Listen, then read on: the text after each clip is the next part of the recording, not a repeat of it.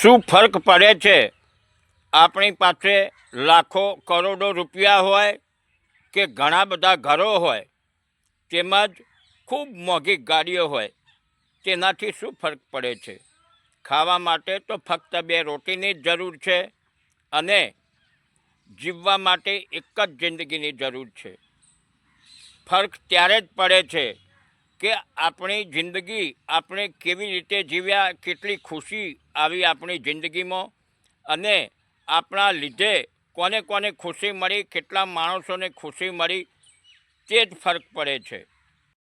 ગરીબ માણસોની મશ્કરી કોઈ દિવસ કરશો નહીં, મજાક કોઈ દિવસ કરશો નહીં, કારણ કે અમીર બનવામાં ખૂબ સમય લાગે છે, પરંતુ ગરીબ બનવામાં બિલકુલ સમય નથી લાગતો. માણસ ગમે ત્યારે ગમે તેટલો અમીર હોય, પરંતુ તુરત જ ગરીબ બની જતો હોય છે.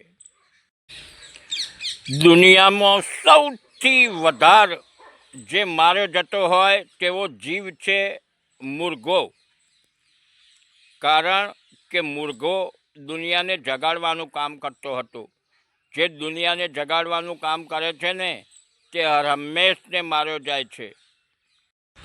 આ દુનિયાની અંદર, આ સંસારમાં પ્રકૃતિનો નિયમ છે કે બદલો ચોક્કસ આવે છે, પરિવર્તન ચોક્કસ આવે છે. કોઈ દિવસ કોઈના દિલ બદલાતા હોય છે, તો કોઈ વાર કોઈના દિવસો બદલાતા હોય છે. તર્કથી ડરવાવાળો સમાજ હંમેશને માટે ગુલામ જ રહેશે. કોઈ વાર ધર્મનો, કોઈ વાર દેવતાઓનો, તો પછી કોઈ વાર બાબાઓનો. જે તર્કથી ડરશે તે સમાજ હંમેશને માટે ગુલામ રહેશે. લોકો કહે છે કે કિસ્મત ભગવાન લખે છે, તો આ નાની નાની બાળકીઓ, નાની નાની છોકરીઓ પર બળાત્કાર થાય છે ને, તેવું લખતા, તેવું કિસ્મત નાની છોકરીઓનું લખતા ભગવાનને શરમ નથી આવતી શું? અટલ બિહારી વાજપેયીજી કહેતા હતા કે લોકો કહે છે ને કે કોંગ્રેસે આ દેશ માટે કંઈ નથી કર્યું, તે વાત બિલકુલ તદ્દન ખોટી છે. તે કહેતા હતા કે કોંગ્રેસને કારણે જ આ દેશ આજે આટલી પ્રગતિ કરી રહ્યો છે. એક દારૂડિયા પિતા કરતાં અંધવિશ્વાસ અને પાખંડમાં માનવાવાળી અને પૂજાપાઠ કરવાવાળી માતા ખરાબ હોય છે.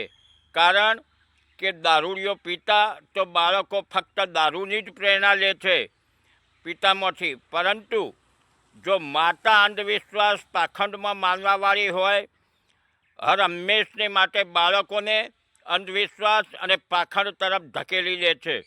બાળકોને શિક્ષણ તરફ નથી ધકેલતી અને અંધવિશ્વાસ અને પાખંડમાં ધકેલે છે અને કહે છે કે આ દેવી દેવતાઓ જ તમારું ભલું કરશે, માટે તમે તેમની પૂજા કરો, હંમેશને માટે પૂજા કરો, વ્રત કરો, ઉપવાસ કરો, હવન કરો, અને આ રીતે માતા હંમેશને માટે બાળકોને અંધવિશ્વાસને પાખંડમાં ધકેલતી હોય છે અને બાળકો છેવટે બિલકુલ કમજોર થઈ જતા હોય છે અને અંધવિશ્વાસ અને પાખંડમાં ધકેલાઈ જઈને ગુલામ બની જતા હોય છે.